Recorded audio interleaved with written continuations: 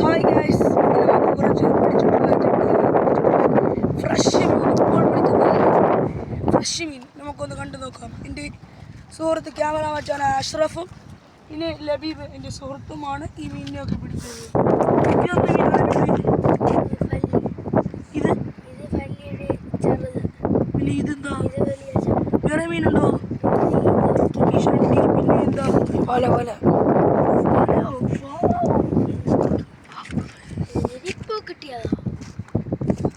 അപ്പോൾ കൂട്ടുകാരെ, ഇങ്ങനത്തെ മീനിനെ